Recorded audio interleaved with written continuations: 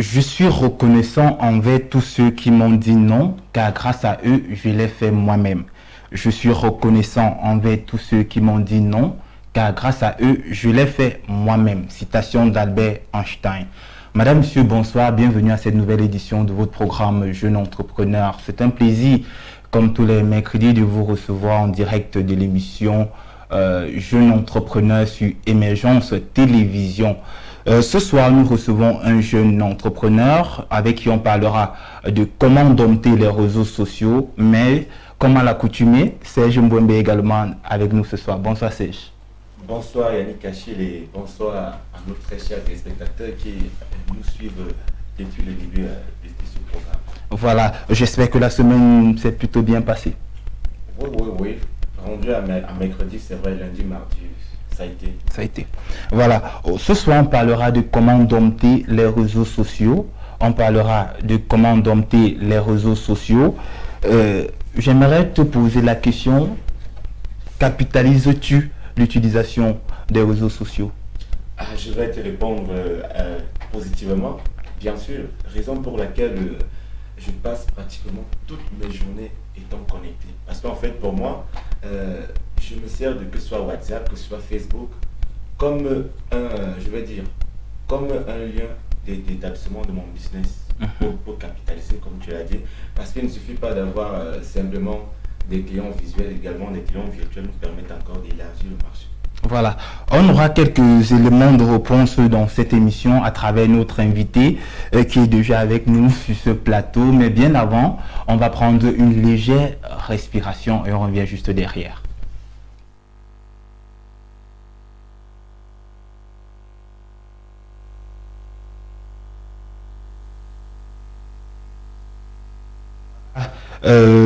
Problème technique, on prendra pas la transition. Je vais directement introduire notre invité. Il s'appelle Njoko Yannick. Il est web entrepreneur et formateur en community management. Bonsoir Yannick. Bonsoir Yannick Achille. C'est une affaire de Yannick. Comment vous allez ce soir? Je vais très bien. Et merci d'avoir accepté notre invitation. C'est moi qui vous remercie agréablement parce que je suis très fier d'être là. Voilà. Comme à l'accoutumée, à chaque émission, nous posons la question à tous nos invités de savoir qui ils sont. Je vais également te poser la question, qui est Njoko Yannick? Bon voilà, merci de me donner l'opportunité de me présenter. Je m'appelle, comme tu l'as dit, Yannick Njoko. Je suis un jeune entrepreneur camerounais qui, après les études, parce que j'ai fait informatique de gestion, licence jusqu'au niveau Master 2, que je n'ai pas achevé. J'ai été animé par l'entrepreneuriat et puis j'ai carrément laissé les études et je suis beaucoup plus sur le terrain des études entrepreneuriales. Oui, après de nombreuses expériences, j'ai donc décidé de lancer Infomagique, qui aujourd'hui est mon bébé. Voilà, directement tu introduis avec Infomagique, c'est quoi exactement? Infomagique, c'est une entreprise que j'ai créée en 2017 qui fait dans l'accompagnement et la transformation digitale, l'entrepreneuriat et le développement personnel. Voilà. Et il faut rappeler, comme je le disais à l'entame de cette émission, tu es également formateur en community management. Il s'agit de quoi? Le community management, c'est un nouveau métier né de la révolution du Web 2.0 qui consiste à gérer de manière professionnelle la présence et la réputation des entreprises ou des particuliers sur les réseaux sociaux. Voilà, peut-être Serge. Moi j'aimerais savoir, comme je demande toujours à tous nos invités, parce que c'est pas évident, il faut éclairer nos chers téléspectateurs. Alors, comment avez-vous fait pour le lancement d'Infomagique, question finance? Les finances provenaient de votre propre poche ou alors un financement externe? Très bonne question. Comme tout jeune entrepreneur, au début, moi aussi je voulais du financement. Mais malheureusement, j'en ai pas eu. Et je me suis dit que d'attendre quelque chose qu'on ne sait pas, ça va tomber du ciel. Je me suis lancé avec le peu de job que je faisais un peu de gauche et à droite. Et grâce à cet effort-là, aujourd'hui, Infomagique est en train de faire son bout de chemin. Tout le financement est propre.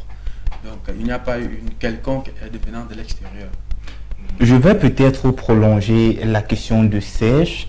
Est-ce que tu es en train de nous dire qu'il est possible de lancer une entreprise sans financement? Bien évidemment, Infomagique en est la preuve. Donc, comme je vous dis, jusqu'ici, je suis parti de zéro, sans rien, sans financement. Et d'ailleurs, quand j'ai même commencé, on n'avait pas encore de local. Donc, quand on commençait avec nos formations, on était obligé de louer des hôtels ou bien chercher d'autres salles. Mais Dieu merci, avec les efforts, la passion et le travail quotidien, aujourd'hui, on a quand même un petit endroit où on reçoit et on forme sur place. Voilà. On serait un peu tenté de vouloir savoir, est-ce que tu peux essayer d'expliquer aux téléspectateurs comment ça s'est fait, le lancement d'Infomagique sans financement? Bon, un peu plus de détails, je veux dire. Bon, voilà, comme j'ai dit, j'ai toujours rêvé d'être entrepreneur. Depuis que j'ai eu mon bac, je n'ai pas voulu faire les concours et autres. Ce qui fait que j'ai choisi une formation professionnelle. Et ce qui m'a poussé à créer Infomagique, c'est qu'après ma licence, j'ai créé une entreprise. J'étais tellement fier de moi que j'ai créé une entreprise et je m'attendais à un succès. Mais malheureusement, pour moi, 6 mois plus tard, tout était envolé et j'ai même failli m'endetter. Et ce qui m'a permis de comprendre beaucoup de choses. Ça m'a permis de comprendre que le diplôme, c'est quelque chose, mais la compétence en est une autre. C'est comme ça que j'ai donc décidé de me lancer sur la voie de l'entrepreneuriat. Je me suis tellement formé en ligne. Et quand je me suis senti prêt, malgré que je n'avais pas le financement, j'ai donc décidé, parce qu'entre-temps, j'ai travaillé pour des entreprises de manière indépendante, en freelance en ligne. Oui. J'ai créé de la compétence, j'ai travaillé déjà pour de nombreuses entreprises en tant que community manager et bien d'autres du côté du web. J'ai donc décidé de me lancer et de me mettre au devant de la scène. C'est comme ça que j'ai donc créé premièrement la formation en community management et j'ai lancé et voilà comment Infomagique est parti. C'est vrai que j'ai une question à double volet pour éclairer l'opinion publique et démontrer que l'entrepreneuriat n'est pas facile et il faut beaucoup de travail pour arriver. Quelles ont été les difficultés et les avantages que vous avez rencontrés au courant de l'établissement de ce projet Infomagique? Les difficultés sont nombreuses. Je vais juste citer quelques-unes. Les difficultés déjà, c'est que généralement quand vous voulez lancer un projet, il n'y a pas assez de soutien. Voilà, vraiment la principale difficulté. Vous imaginez un environnement où vous êtes, vous partagez votre passion aux gens et la plupart du temps, ils ne comprennent même pas. Vous ne pouvez pas aussi les en vouloir. Ils ont une manière de voir les choses et vous n'avez une autre et vous êtes obligé de vous battre seul pour pouvoir atteindre vos objectifs.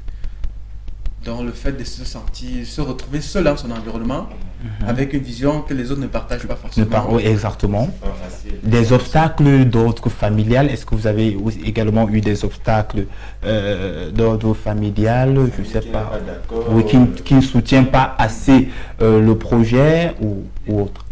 Oui, hormis familial, même oui, familial, la plupart du temps, ma famille ne comprend même pas grand-chose à ce que je fais. Et aujourd'hui, c'est aujourd'hui avec un peu de recul que j'essaie un peu de comprendre. C'est pas souvent un peu. Même à l'école, j'ai toujours eu cette difficulté-là parce que quand j'ai eu cette licence-là, j'ai voulu arrêter. Mais dans l'environnement, tout le monde me poussait à dire il faut faire le master, il faut faire le master, il faut faire le master. Bon, en fait, je ne me sentais pas trop. Je suis quand même allé faire. Et c'est pour ça que je n'ai même pas terminé. Je ne sais pas si vous voyez un peu. J'avais toujours passion pour l'entrepreneuriat et tout l'environnement, regarder autre chose, les concours. Donc il a fallu que je me fasse violence moi-même, que je devienne même rebelle carrément pour pouvoir arriver où je suis aujourd'hui. Et déjà, quel était le plus, la plus-value ou encore les avantages que vous avez eu pour l'établissement d'Infomagique? Est-ce qu'il y a eu un oncle qui vous a soutenu moralement? Est-ce qu'il y a des proches qui vous ont dit, bon, frère, il faut avancer, il faut avancer? Il y a eu des avantages? Je dirais, il y a quand même des gens qui vous donnent qui soutenaient le projet. Oui. Côté conseil, il y a quand même des gens qui vous soutiennent. Mais comme j'ai dit tout à l'heure, la plupart du temps, ceux qui vous entourent même ne voient pas vraiment l'intérêt de ce que vous êtes en train de faire. Et justement, c'est généralement l'aide de ceux-là qu'on a le plus besoin. Voilà. Et malheureusement, ils ne comprennent pas ce que vous faites, ils ne vous soutiennent pas. Parce que c'est vrai qu'il y a des gens dans l'entourage qui vous, moralement, ils vous soutiennent, mais intérieurement, ils ne sont vraiment pas avec vous. Voilà, c'est autant de choses. Mais pour vous dire, si j'ai pu tenir jusqu'ici, c'est grâce à Internet. Voilà, c'est grâce à Internet. J'ai eu la chance d'avoir choisi une filière informatique. Et justement, c'est en faisant mes recherches sur Internet que je suis tombé sur le développement personnel, toutes ces formations en ligne qui finalement m'ont transformé et m'ont vraiment orienté vers cette voie-là. Voilà. C'est vrai que depuis le début de l'émission, on entend parler du développement personnel. Il s'agit de quoi, le développement personnel? Le développement personnel, ce n'est rien d'autre que cette science-là qui nous permet de mieux nous connaître, d'avoir confiance en nous, de croire en ce qu'on fait et de pouvoir avancer et de poursuivre notre passion. Donc cela va sans dire que celui qui veut se lancer dans l'entrepreneuriat devrait au moins s'y lancer. Devrait tenir compte du développement personnel. Oui, moi je dirais même que c'est même le plus important. Parce que bien que vous ayez un gros diplôme, je ne sais pas, bac plus 6 ou 10, tant que personnellement vous n'êtes pas développé, vous n'allez pas donner le meilleur de votre potentiel. Par contre, quand vous avez une bonne formation de développement personnel, même parfois sans un niveau très élevé, il peut arriver que vous fassiez même ce qu'on appelle des miracles. Voilà. Il faut rappeler aux téléspectateurs qu'on est sur le Focus. La rubrique c'est Focus sur l'invité. On essaie d'en savoir plus sur notre invité. Et je vais poser la question, Njoko Yannick est-il déjà marié? Non, pas encore. Pas encore.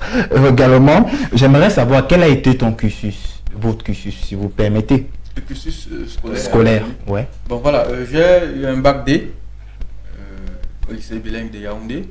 Après mon bac D, je suis directement allé m'inscrire en cycle professionnel informatique de gestion. J'ai fait informatique de gestion BTS après licence.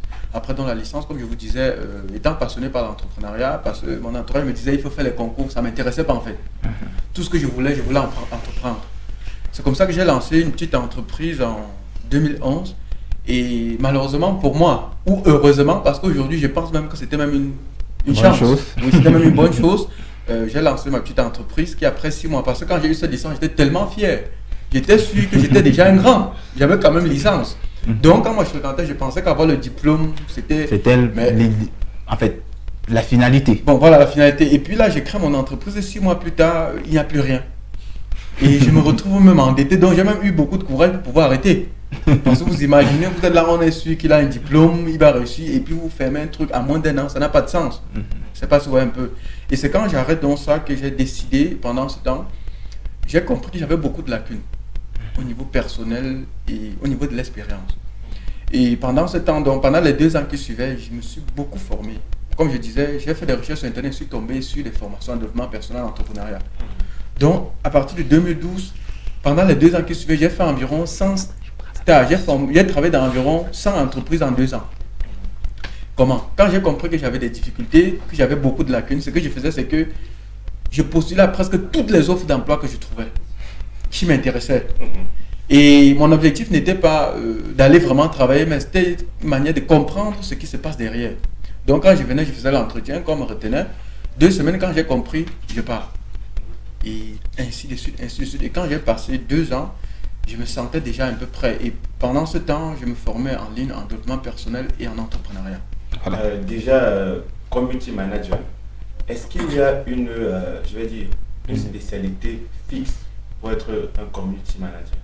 Une spécialité fixe. Peut-être ailleurs en Occident, oui, il y a déjà des formations dans les universités qu'on forme en community management. Mais ici, chez nous, c'est encore tout nouveau. Je ne pense pas qu'on enseigne déjà ça dans nos universités ici. Ça veut dire une personne qui a même fait maçonnerie peut se lever un jour et dire bon, je deviens community manager. Oui, bien évidemment. C'est l'une des raisons pour lesquelles j'ai créé Infomagique, parce que mon souci, c'est d'accompagner le maximum de Camerounais et Africains à une bonne utilisation des nouvelles technologies, parmi lesquelles les réseaux sociaux. Et après avoir fait une étude de marché, je me suis rendu compte que sur les 6 millions de Camerounais connectés sur Internet, la moitié, dont 3 millions, sont sur Facebook principalement. Donc la plupart des gens sont connectés sur ces réseaux sociaux-là. Et je me suis dit, puisque la plupart perdent le temps, il est important que je mette sur pied une formation si ça peut aider le grand public. Voilà. Madame, monsieur, l'émission c'est Jeune Entrepreneur. Hein. Vous avez certainement vu le thème de l'émission, comment dompter les réseaux sociaux. On prendra quelques éléments de réponse tout à l'heure avec notre invité. Mais bien avant, nous allons prendre la deuxième rubrique de cette émission. Il s'agit de Minute Développement personnel et motivation, juste après cette transition.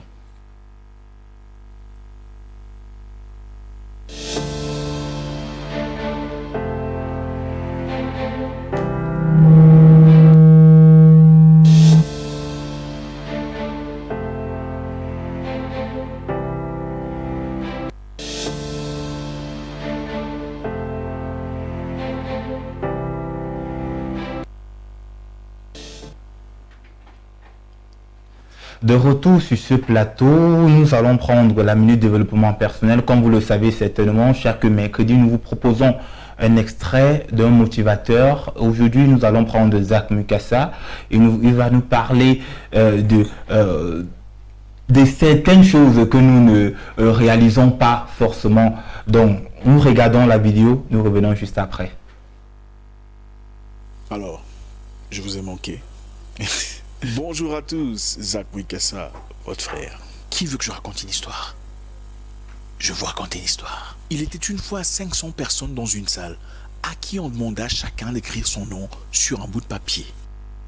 Le vieil orateur dit: écrivez votre nom sur un bout de papier et déposez-le dans le panier devant. Chacun écrivit précipitamment son nom sur un bout de papier, le déposa dans le panier afin d'accomplir cet exercice. Le vieux sage prit le panier rempli de papier, 500 papiers portant chacun le nom d'un individu dans la salle.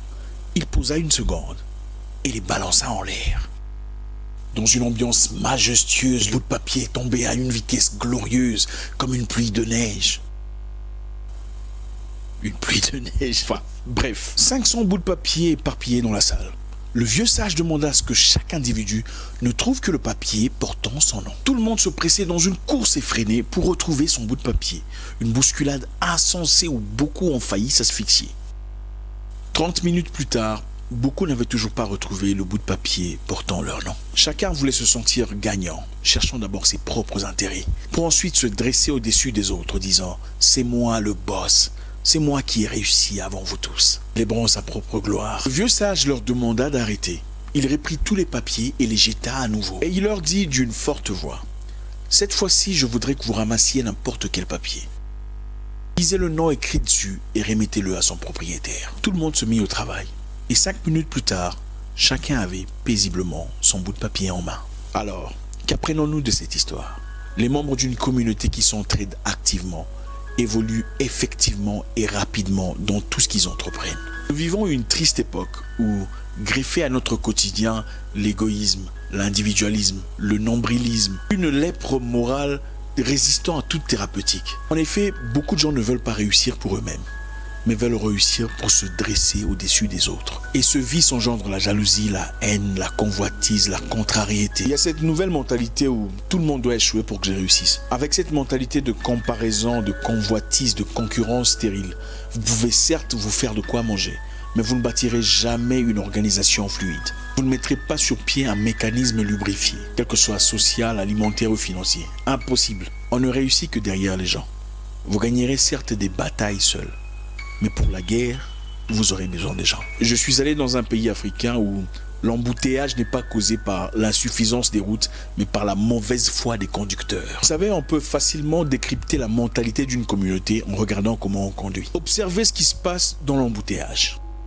Dans un croisement de route où il n'y a pas de feu de circulation, tout le monde veut passer en priorité parce que moi je suis pressé, toi tu n'es pas pressé, donc toi tu attends, moi je passe d'abord. En fin de compte, personne ne passe parce que toi tu veux aussi passer, je veux aussi passer. Finalement on bloque les gens en arrière et celui-là bloque les gens en arrière et tout le monde est stationné. Félicitations. Pourtant c'est très simple. Si on avait de la considération mutuelle, le premier qui arrive c'est le premier qui passe.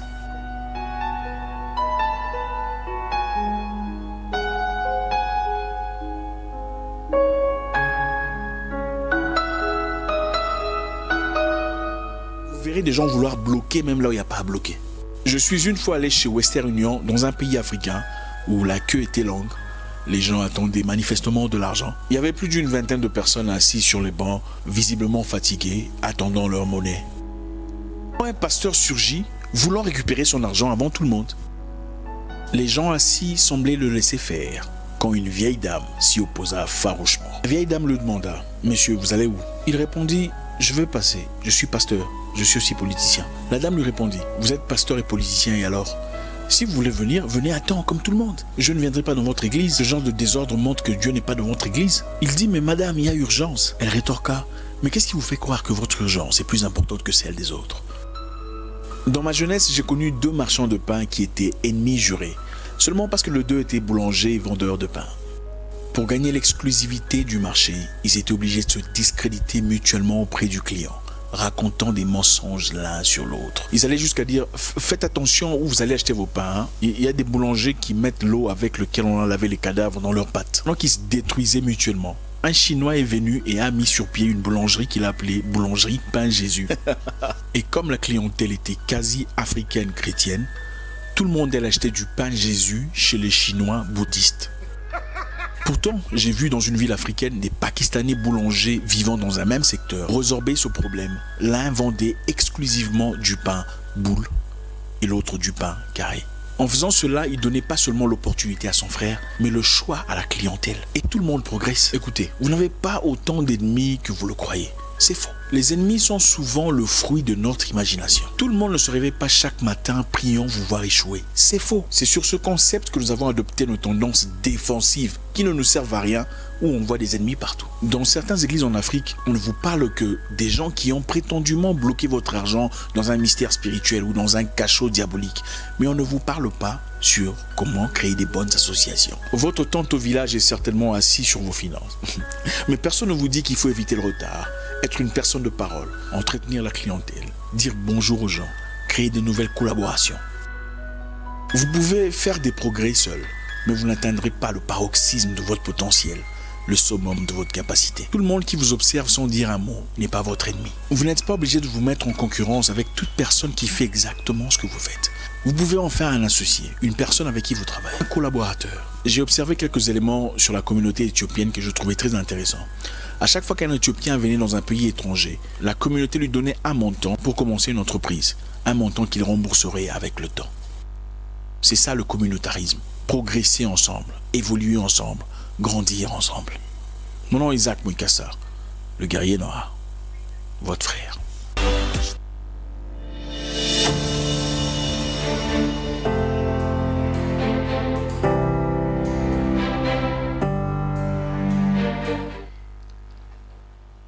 De retour dans ce studio après cette magnifique vidéo de Isaac Mouikassa, je vais directement passer la parole à notre invité, Monsieur Djoko. Après cet extrait, certainement quelque chose à dire.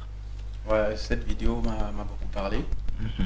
Il a dit des choses très intéressantes. Il ne faut pas travailler dans le désordre. Il faut coopérer, il faut se respecter, il faut respecter les autres. Parce qu'en travaillant ensemble de manière ordonnée, on va plus vite et plus loin. Je pense que pour peut-être ajouter ce que tu viens de dire, c'est où il parle du chinois bouddhiste qui fait du pain Jésus. Et c'était assez drôle et assez évocateur également. Je vais prendre la pensée de Serge également. C'est vrai que lorsqu'on écoute un monsieur pareil, on reste sans voix. Mais comme nous sommes également des intellectuels, on peut toujours aussi donner notre point de vue, dans la même logique. Moi, j'aime bien lorsqu'il parle du communautarisme. Voilà. Parce qu'on dit souvent, seul on avance, mais ensemble on va plus loin. Ouais, plus loin. Donc, ne pas toujours prendre l'autre comme concurrent. Parce que je prends l'exemple en événementiel. Tu appelles ton événement soirée New Generation, exemple. L'autre met à côté New Generation. Du coup, tu commences à dire, bon, celui-là, il vient. Tu te sens menacé. Oui. En fait, ça dépend de ce qu'on y met comme contenu dans son projet qui va nous démarquer de l'autre. Et on peut s'associer avec lui, comme Zach l'a dit, et puis prospérer ensemble. Comme on le dit, ce n'est pas parce que le soleil brille chez l'autre que ça brille moins chez nous. Tout à fait. Voilà, on va continuer l'émission avec le thème. Comment dompter les réseaux sociaux, c'est le thème de la soirée. J'aimerais directement poser la question. Est-ce que toi, en tant qu'expert dans le web et dans l'utilisation des réseaux sociaux, tu penses que les réseaux sociaux sont mal utilisés? Oui, chez nous ici, les réseaux sociaux sont très mal utilisés. Sur 10 personnes qui sont sur les réseaux sociaux, je pense que 8 utilisent très mal. Ils n'utilisent même pas mal, ils utilisent très mal. Ils perdent le temps.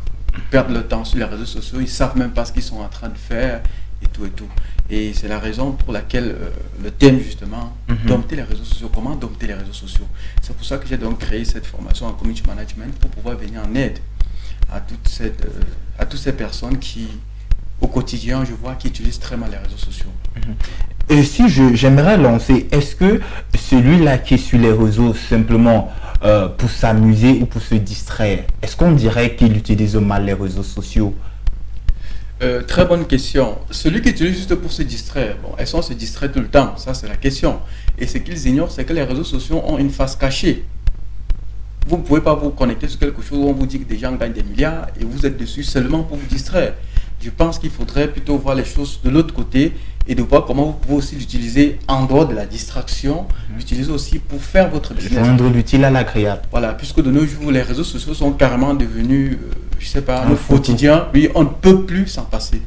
Pourquoi ne pas utiliser aussi pour faire du business? Voilà. Et je dis, ceux gens qui utilisent juste pour se distraire, c'est parce qu'ils ne savent pas qu'on peut l'utiliser pour faire du business. Voilà, nous sommes là dans le thème. C'est parfois frustrant lorsqu'on crée une page Facebook ou alors un groupe Facebook à but, je vais dire, personnel, pas à but ludique. C'est parfois frustrant de faire que lorsqu'on le crée, les gens ne sont pas intéressés à la page, malgré tout ce qu'on fait. Comment donc procéder pour captiver l'attention des internautes de notre page? Bon voilà, avant de répondre à ta question, je vais un peu revenir sur ce que Yannick Achille disait tout à l'heure. Comme je disais, il y a une face cachée des réseaux sociaux.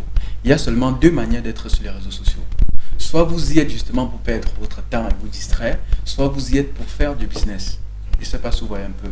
Et l'objectif ici, c'est d'aider les gens, hormis la distraction, de quitter de ce côté et se placer du côté business. Je ne sais pas si vous voyez un peu. Et votre question était de savoir comment est-ce que, quand on crée par exemple une page, c'est devenu carrément la mode, tout le monde crée une page, tout le monde crée une page. Il ne suffit pas de créer une page. Il faut d'abord, comme j'aime très bien le dire, à travers cette citation que j'ai créée dernièrement, celui qui utilise la technologie sans manuel d'utilisation n'est pas différent de celui qui boit un médicament sans prescription médicale. Donc vous imaginez, vous avez mal à la tête, vous partez, vous achetez un médicament pour le mal de ventre, vous buvez. Ça peut créer des choses non désirées, je ne sais pas si vous voyez un peu. Donc il est important avant de créer une page, par exemple de suivre une formation ou alors de lire un livre, c'est ce que j'appelle ici le manuel d'utilisation. C'est-à-dire vous faire accompagner pour comprendre comment ça fonctionne. Parce que si vous créez simplement une page, comme je dis, il y a un ensemble de choses qui se cachent derrière que bien évidemment, si vous partez à l'aveuglette, vous risquez plutôt de vous casser la figure et perdre beaucoup de temps et d'énergie sans résultat.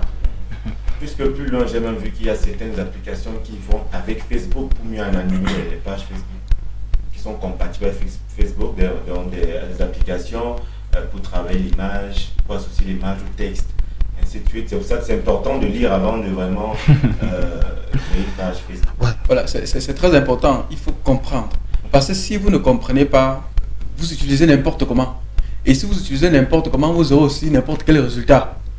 Et pour éviter ce genre de choses, d'ailleurs qu'on a passé du temps, on est bombardé en longueur de journée d'informations et qu'on n'a pas de temps de perdre, le plus important c'est d'utiliser justement le manuel d'utilisation, soit une formation, soit un livre, pour comprendre et appliquer ce qu'on dit pour pouvoir capitaliser en fait. La question que j'aimerais directement poser, c'est celle de savoir si moi, je ne sais pas, je n'ai pas une entreprise par exemple que j'aimerais vendre sur Facebook, comment Facebook pourrait être une source de revenus pour moi? C'est même l'avantage. De nos jours, il y a ce qu'on appelle les auto-entrepreneurs. Avant, pour créer une entreprise, il fallait avoir tellement d'argent pour se lancer et tout. On a la chance que le numérique nous permet, étant même dans votre chambre, vous pouvez créer des choses, voilà, créer des choses, proposer, et puis les gens vous contactent pour cela. Et les réseaux sociaux, avec les réseaux sociaux, c'est plus facile. Vous ne dépensez presque rien. Et puis, si vous l'utilisez vraiment de manière professionnelle, vous attirez à vous des gens qui vous contactent sans fournir assez d'efforts. D'après la définition que vous avez donnée tout à l'heure, le community management, c'est l'utilisation des réseaux sociaux. Est-ce que les formations en community management s'adaptent ou sont orientées à l'utilisation de tous les réseaux sociaux? Ou c'est simplement un réseau? Bon, quand on dit community management, j'ai bien dit c'est la gestion et la présence d'une entreprise sur les réseaux sociaux. C'est-à-dire celui qui gère la présence et la réputation de l'entreprise sur les réseaux sociaux. On ne précise pas le réseau social parce qu'il y en a plusieurs. Et en fonction de votre activité, de votre cible, vous ne pouvez pas tous utiliser les mêmes réseaux sociaux. Il y en a tellement. Et vous ne pouvez pas être sur tous les réseaux sociaux à la fois. D'où, quand vous travaillez, quand vous formez, par exemple, vous mettez d'abord sur pied une stratégie pour savoir ma cible correspond à quoi et choisir les réseaux qui correspondent à votre cible. Vous allez toucher votre cible. Imaginez donc, vous tombez sur les réseaux, vous vous mettez à créer les pages n'importe où et parfois vous vous trouvez plutôt sur le réseau où il n'y a pas votre votre cible, vous êtes en train de perdre le temps, je ne sais pas si vous voyez un peu. Donc ça ne sert à rien, on peut être sur tous les réseaux. Après avoir mis sur pied une bonne stratégie, vous voyez où votre cible se trouve et c'est sur ces réseaux-là que vous vous concentrez. J'ai une question peut-être qui me taraude encore l'esprit, peut-être avant que Serge ne prenne la parole. D'après votre dernière allocution, vous nous dites il est possible de cibler, je vais peut-être me répéter, sa cible sur les réseaux sociaux. Ça veut dire que si je fais dans la vente de bananes et que j'aimerais proposer ce produit à une certaine tranche d'âge, il est possible de le faire.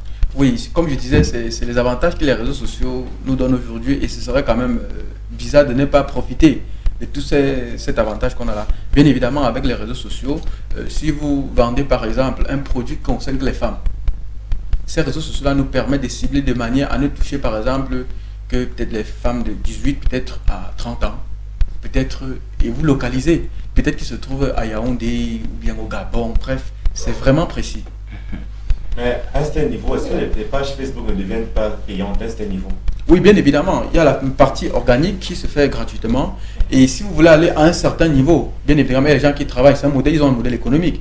Si vous voulez aller plus loin, vous devez sponsoriser. Sponsoriser la page. Oui. Et déjà, en tant qu'expert dans le domaine, j'aimerais savoir, c'est vrai que ce n'est pas une consultation, mais pour éclairer à la lanterne de certains téléspectateurs, quelles sont les stratégies basiques pour gagner la confiance des internautes? Vous avez dit stratégie basique. Les stratégies basiques. Bon, la première stratégie, comme je disais d'abord, c'est d'abord de comprendre. Parce que si vous ne comprenez pas, vous perdez votre temps. Et ce que vous faites peut marcher ou ne pas marcher, vous ne saurez pas. Donc, première des choses, selon moi d'abord, c'est de maîtriser l'outil. De comprendre d'abord, comprendre son fonctionnement. Parce que les réseaux sont différents. Par exemple, la manière dont Facebook fonctionne est différente de LinkedIn. Ce sont des réseaux sociaux, mais différents. Il faut comprendre comment ils fonctionnent, comprendre comment est-ce qu'on peut sponsoriser et gagner. Je ne sais pas si vous voyez un peu. Et comprendre même savoir comment mettre sur pied sa cible, connaître même sa cible. Définir. Voilà, définir avant de commencer à taper. Par exemple, les formations que je fais, on se forme généralement 2 jours, on ne touche pas la machine. On a 2 jours pour comprendre. 2 jours de 8h à 17h pour comprendre.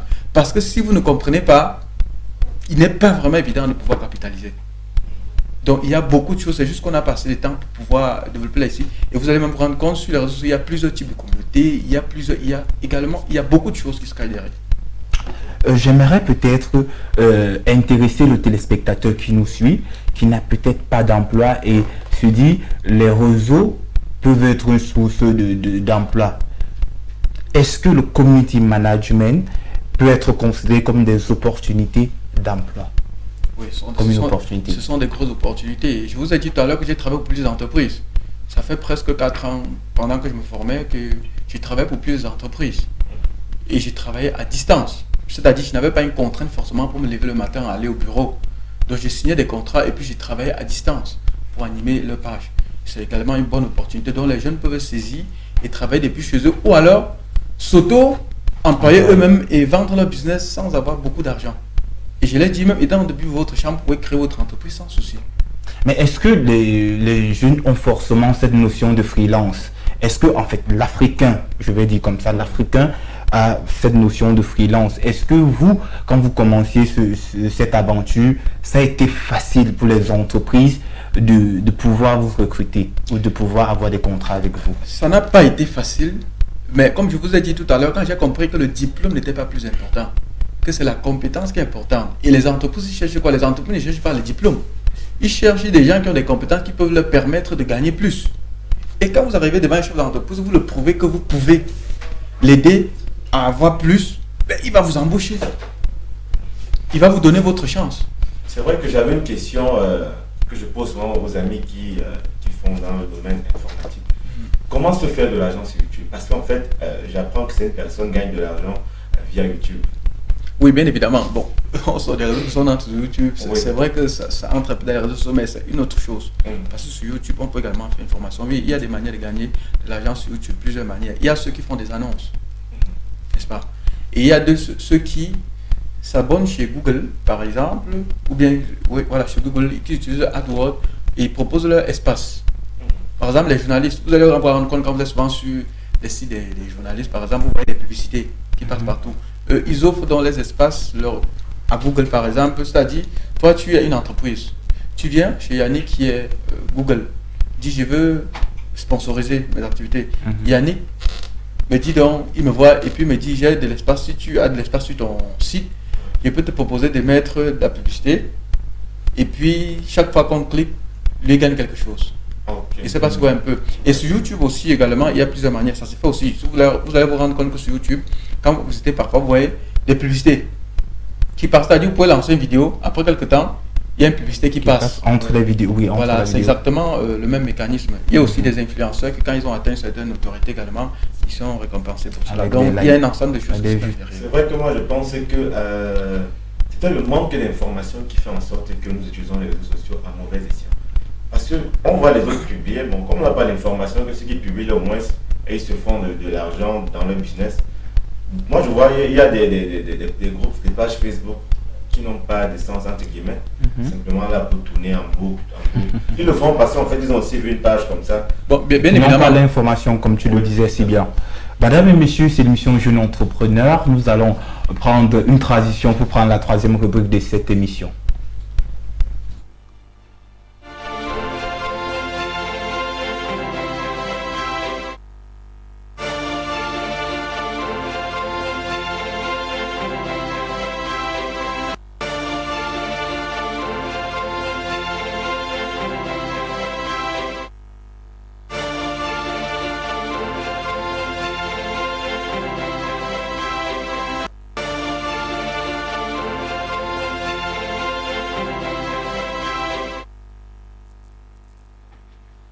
Vous l'avez certainement remarqué, le carnet des offres d'emploi et de stage, comme à chaque émission, Monsieur Serge Mbouembe est avec nous. Rebonsoir Serge. Rebonsoir Yannick Achille. Oui, tu as la lourde responsabilité à chaque émission de nous proposer des offres d'emploi. C'est toujours un plaisir parce qu'on se rend compte que nous vivons dans un monde où tout le monde n'est pas fait pour entreprendre. Autant mieux proposer dans les emplois à certaines personnes. Qu'est-ce que tu nous as réservé ce soir? Voilà, aujourd'hui nous avons les offres. Nous avons la recherche de 3 attachés de direction. Le profil, soit avoir un baccalauréat, soit avoir un DQP, soit avoir un bac plus 3 en BP ou BT et ou avoir un DC Advanced Level pour les anglophones. Le dossier se constitue ainsi: CV, lettre de motivation à déposer à l'adresse mail RH en minuscule RH recrutement@yahoo.fr en précisant l'objet du mail plus le domaine dans lequel vous souhaitez travailler. Je rappelle, c'est pour les attachés de direction. Avoir un bac, un DQP, un bac plus 3. Il reste, le délai, c'est le 10 octobre 2018. On poursuit avec recherche de 5 agents de sécurité. Avoir 21 ans au moins et 35 ans au plus. Avoir minimum un probatoire. Le dossier se constitue ainsi: CV, lettre de recommandation, certificat de travail du dernier emploi, un extrait du casier judiciaire. Envoyez vos dossiers à l'adresse mail ff, toujours en minuscule, ff recrutement@gmail.com au plus tard le 15 octobre 2018. Recherche une grande entreprise, très grande entreprise du Cameroun, recherche un senior marketing, avoir 5 ans d'expérience en communication ou marketing, avoir minimum un baccalauréat plus 4, constitution du dossier, curriculum vitae, lettre de motivation, dernier diplôme, certificat de travail du dernier emploi, à envoyer au mail orange.jobs au pluriel /jobs/ offert au plus tard le 30 septembre 2018. Recherche du personnel dans le domaine de la boulangerie alimentation. Le nombre a été déterminé. Personnel dans le domaine de la boulangerie alimentation. Avoir un minimum un baccalauréat. Avoir une expérience dans le dit domaine serait un atout. Constitution du dossier, curriculum vitae, lettre de motivation, photo.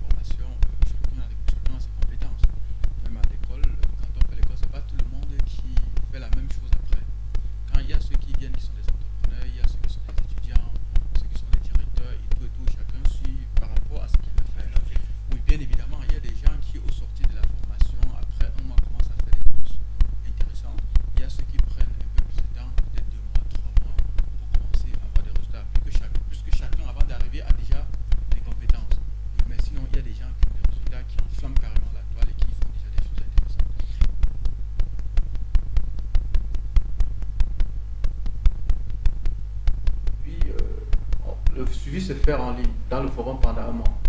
Voilà, nous sommes pratiquement, comme je le disais, nous sommes tenus par le temps. Informatique, où est-ce que Informatique est situé? Voilà, Informatique se trouve en Koldongo, à côté du Carrefour Tech, immeuble Bayinga, niveau 2, porte 405. Voilà. Est-ce qu'il y a des contacts? Oui, bien évidemment. Pour nous contacter, vous appelez le 675 63 72 49. 675 63 72 49 ou bien le 695 00 28 37. Voilà. 695 00 28 37. Un dernier mot comme ça pour sortir, peut-être des personnes à saluer. Le dernier mot que je peux dire, c'est que, chers Camerounais, n'utilisez plus les réseaux sociaux comme n'importe qui. Il faut vous former pour une bonne utilisation, pour pouvoir capitaliser le temps que vous passez sur les réseaux sociaux. Et surtout, il faut avoir confiance en vous, poursuivre vos rêves et ne laissez pas tout ce qui se passe autour vous décourager, même si on ne vous encourage pas. Si vous croyez en quelque chose, lancez-vous. Lancez-vous. Yannick Djoko, merci une fois de plus d'avoir accepté notre invitation. Moi aussi, je vous remercie grandement. Voilà, on va sortir directement avec Serge. Un dernier mot, nous sommes déjà au thème de l'émission. Simplement remercier toujours les téléspectateurs qui sont connectés à chaque fois, le même jour, à la même heure, pour partager avec nous l'expérience des jeunes entrepreneurs qu'on invite. Je vous incite toujours à nous regarder et n'hésitez surtout pas à poser toutes vos questions lorsqu'on reçoit un invité. Voilà. Madame, monsieur, c'est un plaisir de vous proposer l'émission Jeune Entrepreneur. Pour cette semaine, c'est Stop et fin. Surtout, ne l'oubliez pas, believe in your dream, believe in yourself, never give up. Ciao, ciao.